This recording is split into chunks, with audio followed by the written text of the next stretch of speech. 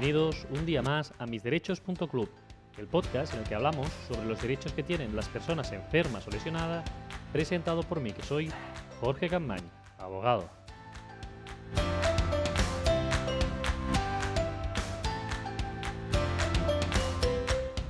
Muy buenos días a todos y feliz martes 2 de abril de 2019. Empezamos este mes de abril en misderechos.club con muchas ganas y, como siempre, como cada martes, con una entrevista. Y hoy tenemos una entrevista que va a ser muy interesante, seguro que os va a gustar mucho. Hoy tenemos a un catedrático entre nosotros, el doctor Luis de Rivera, psiquiatra, y para hablarnos de una enfermedad psiquiátrica que es poco común, que tienen esos colectivos que están sometidos a profesiones pues, de estrés, como los médicos que vamos a ver ahora, los abogados, y personas que están en atención al público.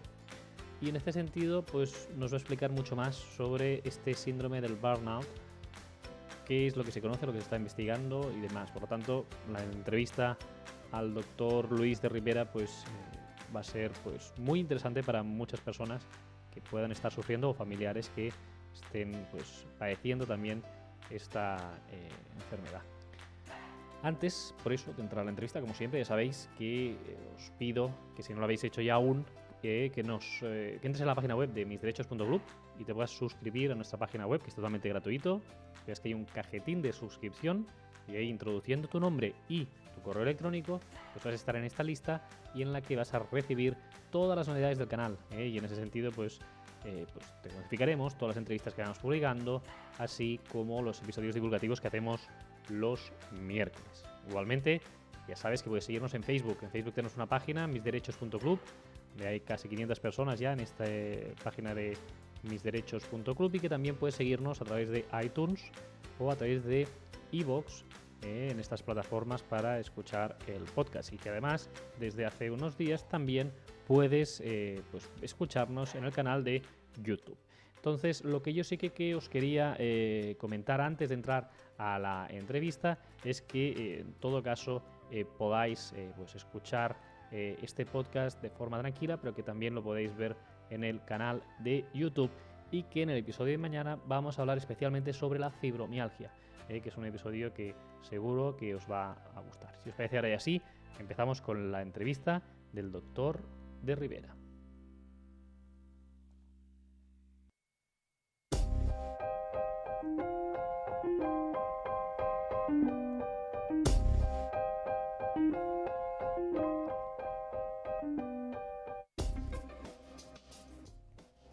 Estamos hoy aquí de nuevo en misderechos.club en una nueva entrevista, y en este caso para hablar sobre el síndrome del burnout.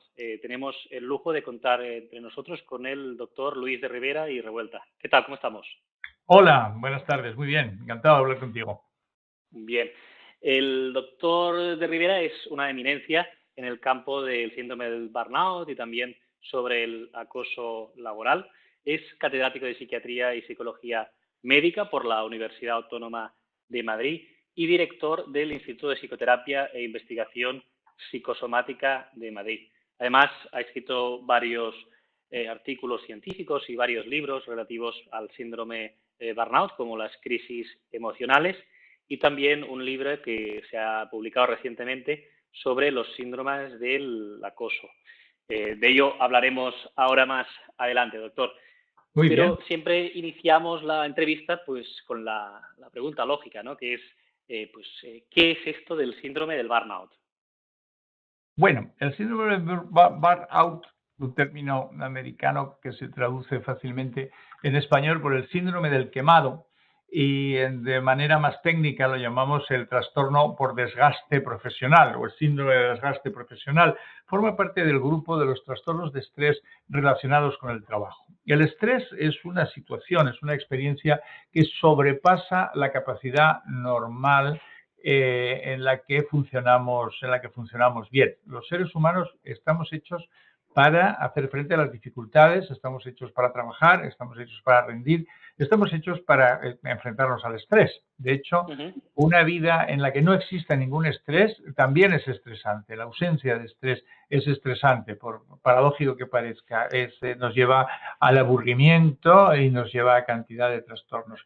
por falta de estímulo. Todos tenemos un nivel de estímulo óptimo. Si sobrepasamos este estímulo, si nuestro trabajo se vuelve... Primero debemos decir que para una persona, un adulto normal, no trabajar y no tener nada que hacer en sí mismo es estresante. Poca gente llega a tener la tranquilidad de ánimo suficiente para estar a gusto sin hacer nada. El trabajo nos viene bien siempre que nuestras obligaciones sean gratificantes y sobre todo que estén dentro de un nivel de tolerancia. El primer trastorno de estrés relacionado con el trabajo que tenemos es, bueno, el estrés simple, el exceso de trabajo. Ustedes, los abogados, tienen un estrés que a mí siempre me ha impresionado mucho, que es los deadlines, las fechas tope. Tienen que presentar un escrito mañana antes de las 12. Ese tipo de trabajo es muy estresante, me parece a mí.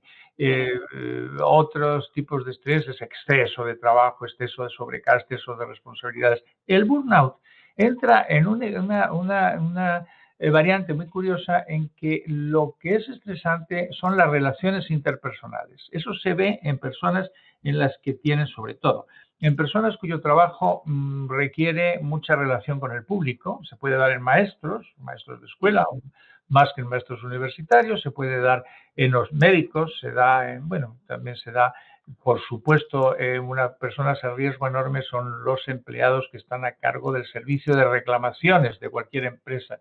Acaban siempre quemadísimos en pocas semanas. Es un trastorno que se caracteriza por exceso de agotamiento emocional. No es que a uno le canse el trabajo, es que a uno le cansan las emociones que se despiertan en su trabajo. Por ejemplo, pues imagínese que tiene que estar continuamente hablando con clientes o que tiene que estar no solamente resolviendo los problemas de los clientes, sino además respondiendo de manera amable a las exigencias o incluso a las angustias o incluso a las agresiones de las que todos los profesionales somos objeto, no porque nos quieran mal, sino porque nuestros clientes están estresados, están angustiados, entonces la pagan en cierta forma con nosotros. Entonces, eso es lo que conduce poco a poco a este síndrome que se ha descrito. Empezó siendo descrito en profesionales de la salud, se ha descrito también en personas asistentes sociales, se ha descrito en maestros de escuelas, sobre todo, es abundantísimo, y se define como el estrés, los trastornos de estrés producido por las relaciones interpersonales en el trabajo.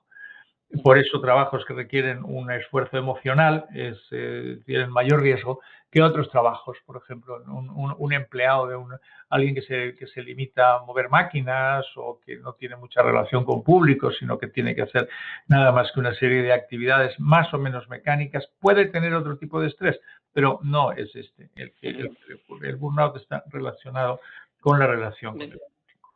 Me parece muy interesante porque uno siempre tiene esa visión, ¿no? De que quizás es el nombre y no es el más acertado, ¿no? Porque se refiere más, como nos decías, a la emoción, no tanto a la carga de trabajo, ¿no? O a lo estresante que pueda ser una tiene que ver, claro, tarea. tiene que ver con la carga de trabajo. Si se junta la carga de trabajo, pues se empeora la cosa. Si tiene simplemente una alta carga de trabajo, sobre todo una alta carga de trabajo que hay que hacer en un tiempo breve de tiempo o con un tiempo limitado, sobre todo si hay que hacerlo en circunstancias en las que uno no tiene todos los elementos necesarios para desarrollar su función.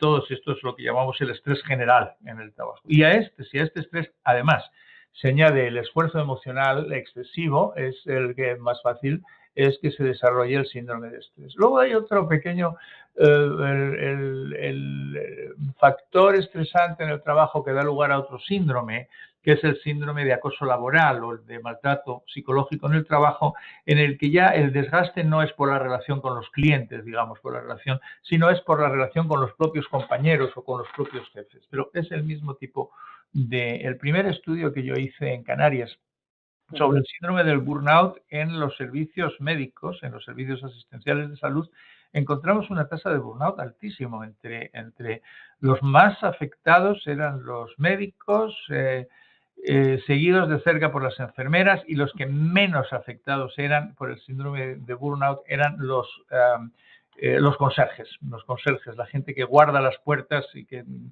tienen muy poco riesgo de burnout. En cambio, los médicos y las enfermeras tienen un riesgo muy alto por el esfuerzo emocional en su trabajo.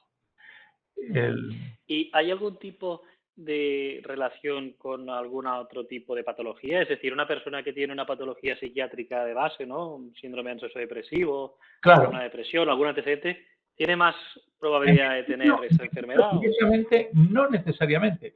Hay mucha gente, de hecho, parece que el mayor riesgo de burnout lo tienen personas entusiastas, enamoradas de su profesión, que se vuelcan en su trabajo. Esos son los que antes se queman, son los que antes tienen las personas que son menos comunicativas, que se esfuerzan menos, que se toman menos interés, que se limitan a cumplir buenamente con lo que tienen que hacer, pues no suelen sufrir tan fácilmente el síndrome del burnout. Podemos decir que es una enfermedad que es una parte sorprendente. Es una enfermedad que afecta precisamente a gente que no te esperarías que les pasara esto. Son gente que los ves cuando acaban las carreras y cuando empiezan con su trabajo, se les ve que son entusiastas, vocacionales, y al cabo de unos años uno se los encuentra cansados, apáticos, deprimidos, deshechos, se han ido quemando.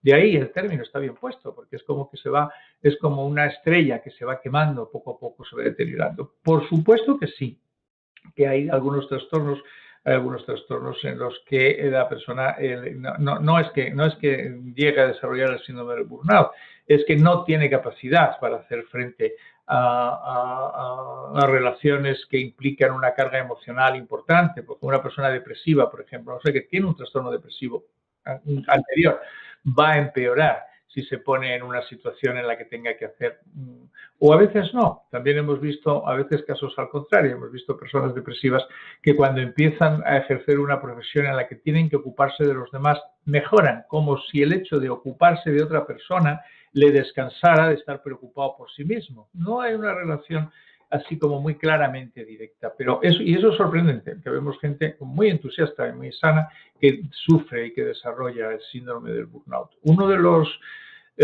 factores de riesgo precisamente es la paradoja o la contradicción entre una persona que se toma mucho interés por sus pacientes, por sus clientes, por la gente que tiene que atender, por un lado, y por otro lado, que carece de apoyo, que no tiene un tutor, que no tiene un mentor o que no tiene posibilidades de reunirse con los compañeros periódicamente y poder hablar de sus problemas, poder desahogarse. Es una combinación de falta de apoyo emocional y excesiva exigencia emocional en su trabajo. Son dos factores de riesgo muy importantes. Y siendo como es, porque habiendo estudiado la materia, yo también, por mi actividad laboral en cuanto a que asesoro a gente que padece este tipo de enfermedad, ¿no? Sí. Siendo la prevalencia tan grande, ¿no?, en el sector sanitario, sí. La misma no está reconocida como una enfermedad profesional, pero ¿en el sector existen algún tipo de medidas para evitar estas situaciones?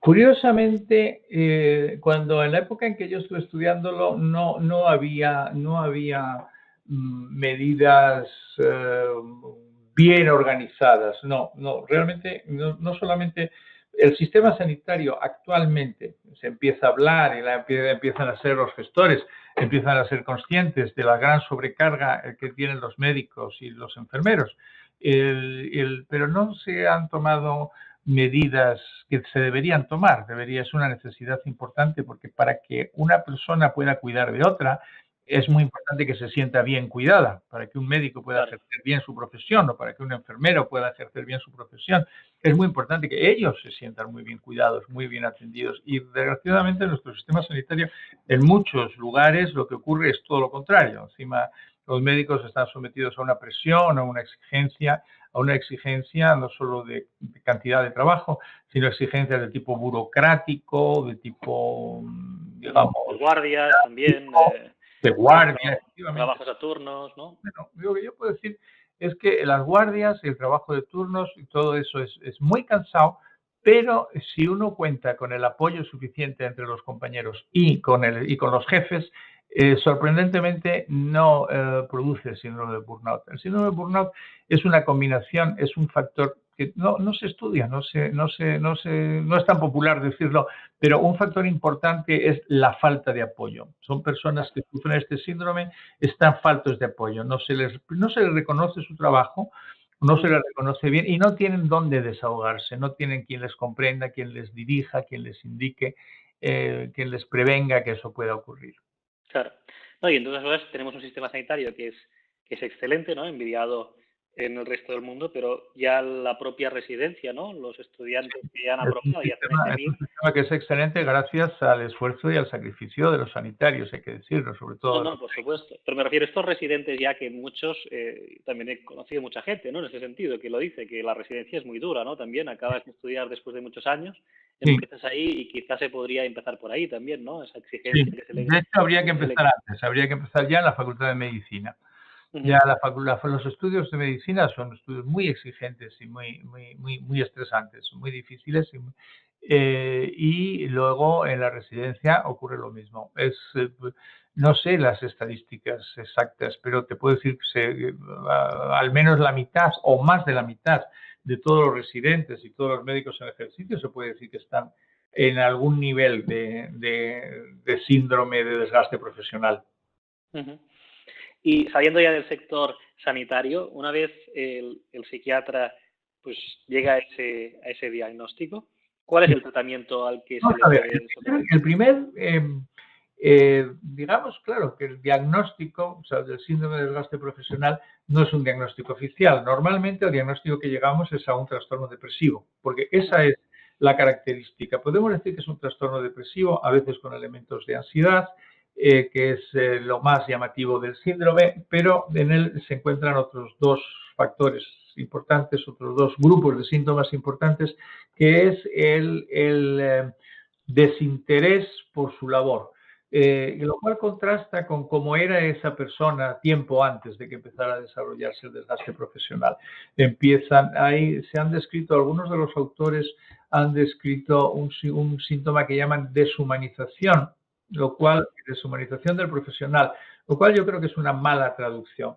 Más que deshumanización, podemos decir una falta de empatía, una dificultad para ser empático, una dificultad para resonar y para captar el sufrimiento o el malestar o los síntomas, las emociones desagradables en los demás, lo cual es bastante comprensible porque no tiene capacidad para aceptar y para soportar sus propios sentimientos. Ya es mucho exigirle que además pueda aceptar y pueda ayudar en los sentimientos de los demás, pueda ser atento con la gente a la que tiene que atender. Y el tercer factor o el tercer grupo de síntomas tienen que ver con el deterioro. Y ahí también el desgaste profesional, que tienen que ver con el deterioro de su labor. Empiezan a tener, porque además empiezan a tener fallos de memoria, fallos de concentración, cansancio, faltas de interés, dificultad en mantenerse al día intelectualmente en sus estudios o estudiar bien sus casos. Empieza en esos tres grandes grupos, el más llamativo y por el que más claramente acuden a la consulta es por el trastorno depresivo. Un trastorno depresivo con sentimientos, más que de sentimientos de tristeza, sentimientos de fracaso, sensación de impotencia, de incompetencia, baja autoestima, pérdida de estima. Nos encontramos personas que han sido muy brillantes y que han tenido muy buena actividad y que vienen diciendo que consideran que son incapaces, que no pueden hacer su trabajo, que no pueden pensar, que han perdido su capacidad de ser eficaces. Y bueno, por supuesto, el síndrome depresivo viene con todos sus acompañantes de trastornos del sueño, pérdida o alteración del apetito, alteraciones también en las relaciones conyugales, en las relaciones matrimoniales, dificultad, son personas que se vuelven hurañas un poco en su vida familiar. Y junto a esto se agrega en el trabajo una pérdida, una disminución de su competencia, de su capacidad laboral y también una dificultad en hacer caso a los demás, digamos, una dificultad en atender a la gente. Esos son los tres grandes rasgos y cuando nosotros los vemos, verdaderamente lo que nos llama la atención lo tratamos como un trastorno depresivo. Tanto farmacológicamente, digamos que los antidepresivos actuales son bastante eficaces, pero no son el tratamiento único. Hay que acompañarlos siempre con un tratamiento de tipo psicoterapéutico en el que el paciente, el quemado, la persona que sufre el burnout, aprenda, entre otras cosas, a recuperar las energías. Aprenda a descansar, aprenda a relajarse, aprenda a mantener la calma. Todas las técnicas de meditación y de relajación que se están haciendo muy debidamente, como debe ser, populares y aceptadas hoy en día, vienen muy bien indicadas en estos casos, y también que tienen que desarrollar una capacidad de relativizar la preocupación o balancear la preocupación y el esfuerzo que hacen en su trabajo con una capacidad de relajación y de descanso fuera de él. Decimos que un médico que tiene o un maestro o una persona que tiene su trabajo que lidiar y que tratar con gentes difíciles o con gentes exigentes o con gentes que están sufriendo, es muy importante que en su vida privada tengan el caso contrario, que en su vida privada traten con gente que sea muy amable, que esté muy relajada y que no tenga particulares problemas. A veces, en alguna reunión o en algún cóctel o en alguna cosa, cuando alguien se entera que soy psiquiatra, me dice, pues qué bien contigo, pues qué bien tu mujer, qué bien tiene que estar contigo, que eres psiquiatra, ¿no? Porque digo, no, todo lo contrario. O sea, mi mujer tiene que tener una paciencia enorme, porque cuando no estoy trabajando, lo último que puedo hacer es ocuparme de las angustias y de las preocupaciones de mi familia. Necesito descansar y relajarme. Y mucha gente, hay muchas personas que sufren el síndrome del quemado, que lo que tienen empiezan teniendo una excesiva se involucran excesivamente en los problemas de los demás, no solo en su trabajo, sino ya en general. Me parecen el paño de lágrimas, el terapeuta universal o el maestro universal, quieren ocuparse de atender bien a todo el mundo y se estiran demasiado, se esfuerzan demasiado y no compensan eso con lo que todo el mundo necesita. Todos necesitamos que alguien se ocupe de nosotros, que alguien nos cuide, que alguien nos haga caso, que alguien no nos cuente problemas, sino que todo lo contrario, nos cuenten alegrías y nos animen. Bueno, pero hay muchas veces en que la persona con riesgo de síndrome de burnout y que lo acaba realizando, muchas veces uno de sus problemas es que no sabe cómo hacerse la vida agradable, no sabe descansar, no sabe desconectar. ¿Y hay mucha diferencia entre la eficacia de los tratamientos de una depresión mayor, ¿no? Como nos comentabas, a una persona que padece este síndrome? Es decir, sí, ¿más refractarios a los tratamientos o se pueden considerar que no, digamos, verás, es que la depresión, en psiquiatría tenemos un término que se llama depresiones resistentes al tratamiento, que quiere decir que son trastornos depresivos que no responden al tratamiento farmacológico. La mayoría de las depresiones que no responden al tratamiento farmacológico es porque, además del problema farmacológico, tienen otro problema de tipo psicológico. Son muy raras las depresiones en las que hay un defecto bioquímico y nada más. Las hay, y estas depresiones con el tratamiento farmacológico adecuado no se curan, pero la mayoría de las depresiones, y ciertamente la depresión del desgaste profesional, son depresiones en las que no partimos de un trastorno bioquímico. Las neuronas funcionan bien, la bioquímica está bien. Si hay una pérdida de la capacidad de neurotransmisión, una alteración de la capacidad de neurotransmisión, no es primaria, la enfermedad no empezó ahí, la enfermedad empezó por un excesivo gasto, por un excesivo consumo de neurotransmisión. Tenemos que pensar que todo lo que hacemos, todo lo que pensamos, todo lo que decimos requiere un esfuerzo cerebral. Nuestro cerebro es el órgano del cuerpo que más energía consume, que más oxígeno consume, que más glucosa consume, más que los músculos y más que el corazón. Y si lo utilizamos en exceso, llega un momento en que se empieza a producir un desarreglo bioquímico. Pero el desarreglo bioquímico no es la causa.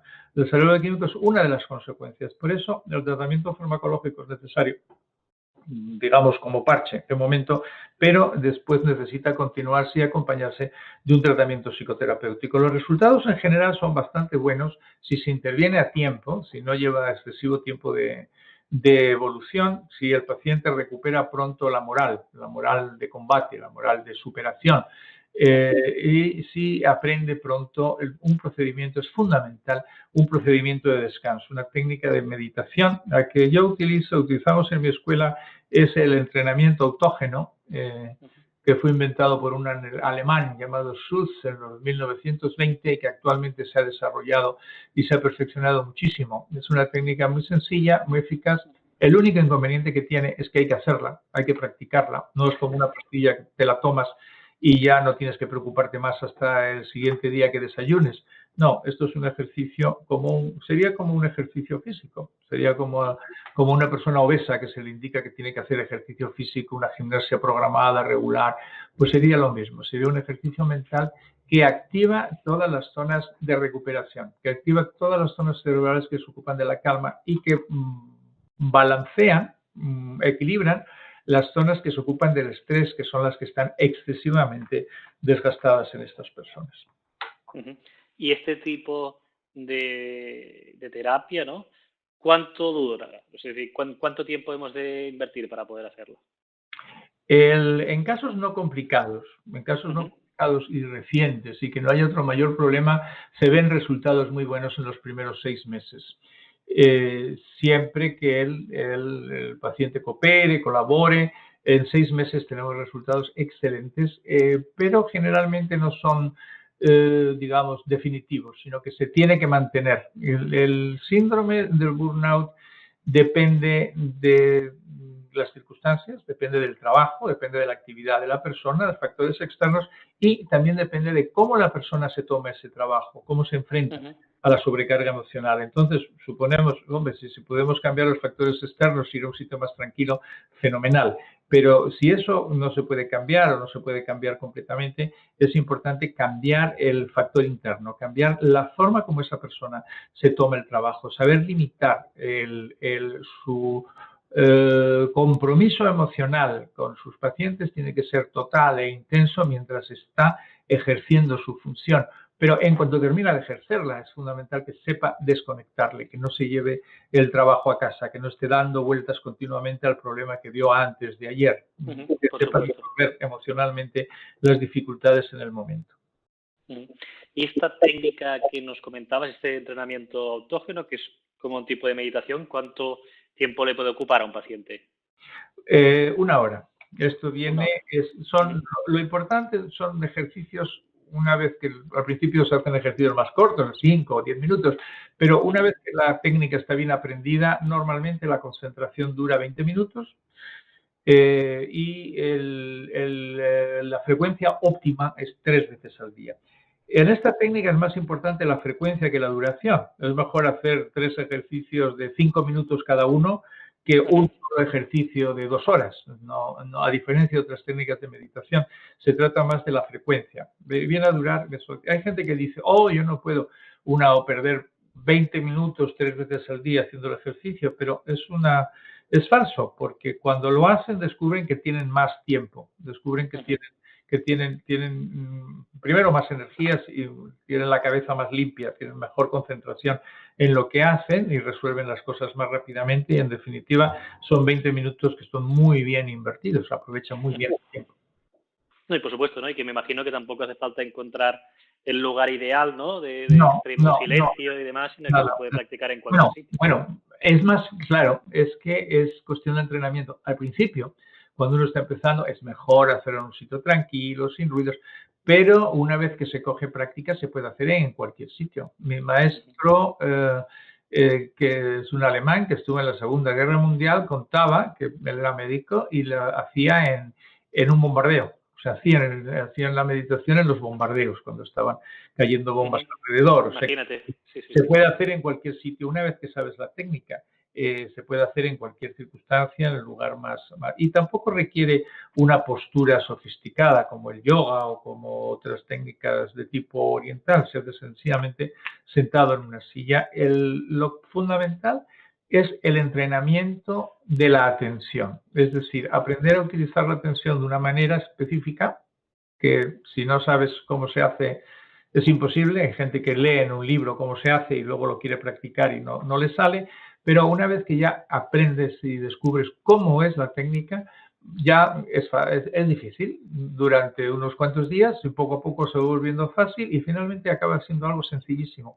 Cambia la vida de las personas el incorporar y el hacer esta técnica. Muy bien. Y ya para acabar y no robarle más tiempo al doctor, si nos puedes explicar cómo está la investigación científica alrededor de este síndrome del burnout y si ha habido algún cambio sustancial, ya sea en el tratamiento o en los datos que puedan existir en la actualidad. Bueno, el síndrome de burnout, lo que ya desde hace algún tiempo se sabe muy bien que la intervención más importante es la que llamamos psicosocial, es decir, sobre el entorno en el que se va a desarrollar el trabajo. Desde el punto de vista individual, las intervenciones que sabemos que son, primero hay que tener una preparación, o sea, es decir, uno tiene que saber, personas que van a hacer labores en las que están en riesgo de desarrollar el síndrome de burnout tienen que saber que ese es un riesgo al que se enfrenta, es un riesgo que debería reconocerse y en algunos sitios está reconocido como un riesgo psicológico. Está reconocido, por ejemplo, los psiquiatras en muchos sitios tenemos un plus en algunos lugares de peligrosidad, lo llaman, un plus, porque se supone que uno corre cierto riesgo. Pero no hay un plus de riesgo psicológico, es decir, este trabajo es psicológicamente muy estresante. Es algo que se debería considerar. Pero bueno, desde luego la persona tiene que estar preparada y tiene que estar preparada con alguna técnica. La técnica de entrenamiento autógeno u otra similar debería formar parte del conocimiento general de todas las personas que hacen estas profesiones. Y luego, ciertamente, lo que he dicho antes, los grupos de apoyo, eso ya es un método que describió un tal Balin, un inglés que hablaba de que los médicos necesitaban reunirse para hablar de sus casos y de sus situaciones de estrés y que puede ser con ese formato o con otro formato, deben hacerse grupos de apoyo en los que se pueda uno enfocar mejor las situaciones estresantes, desahogarse y encontrar una forma mejor de enfocar los problemas. Digamos que lo que más se ha avanzado en el tratamiento y la prevención de este síndrome es en los aspectos educativos, curiosamente, a diferencia de otros trastornos médicos o psiquiátricos en que los avances son farmacológicos. En este es más de tipo educativo de saber cómo son las situaciones que requieren un esfuerzo emocional importante y cómo han de enfrentarse, cómo han de afrontarse y cómo puede uno prevenir y recuperarse. Muy bien, pues vamos a agradecer al doctor el tiempo que nos ha dedicado para explicarnos más sobre esta enfermedad o sobre este síndrome. Bueno, estoy yo el que os agradezco por escucharme, ha sido muy entretenido y me ha gustado mucho contaros lo poco la verdad es que del tema, espero que sea de utilidad. Seguro que sí. Recomendaremos también los libros del doctor en el blog post que haremos del podcast Y con por los cierto, enlaces para Amazon. Sí. Los fines de semana tenemos cursos en el Instituto Mío de Madrid, tenemos cursos intensivos de viernes por la tarde, sábado todo el día y domingo de la mañana, que en 16 horas se aprende perfectamente la técnica. A partir de ahí ya es cuestión de hacerla, pero ese es otro problema, pero lo que es aprender cómo se hace en esas 16 horas se garantiza que se domina el procedimiento. Hay una página web, si quieres, que te la digo, sí, por favor. Sí. Psicoter como psicoterapia. Psicoter, Pamplona, Salamanca, Italia, Córdoba, Oviedo, Teruel, España, Roma, psicoter.es. Ahí anunciamos nuestras actividades periódicamente.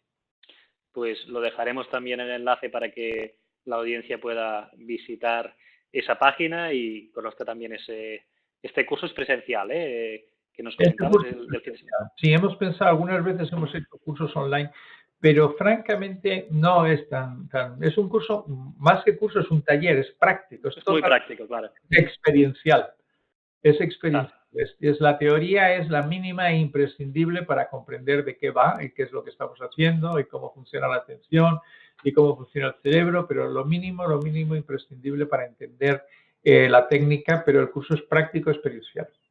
Perfecto, pues dejaremos ahí el enlace para que la audiencia pueda acceder al mismo y esperamos poder contar de nuevo con su presencia para hablar sobre el acoso laboral. Cuando queráis. Dicho así un poco por encima, hoy nos hemos centrado más en el síndrome del quemado, pero seguro que con frecuencia, debo decir que con frecuencia se asocian.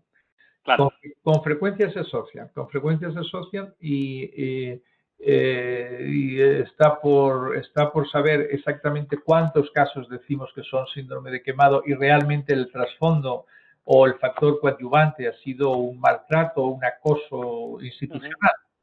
Claro, no, por supuesto. Muy bien, pues muchísimas gracias de nuevo Y Bueno, estamos en contacto, doctor. ha sido un placer. A vuestra disposición. Gracias. Adiós, adiós, buenas tardes. Aquí estamos de nuevo para valorar esta entrevista con el doctor Luis de Rivera. Realmente un placer el tiempo que estuvimos hablando con el doctor. Me quedo con varias cosas de lo que dice en la entrevista, sobre todo con lo que comenta de que la ausencia de estrés también es estresante. Es decir, aquellas personas que no tienen un propósito en la vida, que a lo mejor no tienen trabajo y demás, esa situación también pues provoca un estrés, una cosa que es sorprendente pero que a la vez es lógica. Y que el síndrome del burnout, pues que no es tanto un síndrome, un trastorno derivado de tener mucho trabajo, sino de cómo reaccionamos ante esas situaciones estresantes, que nos agobia tanto las emociones y no el volumen o carga de trabajo, que a veces se confunde esto en relación al burnout. Por último, me parece muy interesante las técnicas que nos ha estado hablando, de estos entrenamientos autógenos que decía psicoterapéuticos, que son similares a lo que podría ser una meditación, con unas técnicas que son desarrolladas desde hace muchos años ya, como nos decía, de un doctor alemán en este sentido, y creo que es bastante interesante, y para ello el doctor también, aparte de todos los libros que ha estado publicando y que son muy recomendables, este último que se va a publicar en breve sobre el acoso laboral y que un día ya vendrá a hablarnos sobre él, recomendaros que si queréis acceder al contenido a un taller práctico, como nos decía, pues podéis entrar en su página web, que es la de Psicoter, como psicoterapia, pero acabado en R, psicoter.es, y ahí encontráis información de estos talleres que el doctor hace para ayudar a aquellas personas pues, que padecen, entre otras enfermedades, este síndrome del burnout. Así que muchísimas gracias a todos, que tengáis un feliz martes. Y ya sabéis, mañana muy interesante episodio sobre la fibromialgia, que nos lo habéis pedido muchos de los seguidores, así que por fin tendremos ese episodio de la fibromialgia. Que tengáis un feliz martes y nos escuchamos aquí mañana sobre la fibromialgia.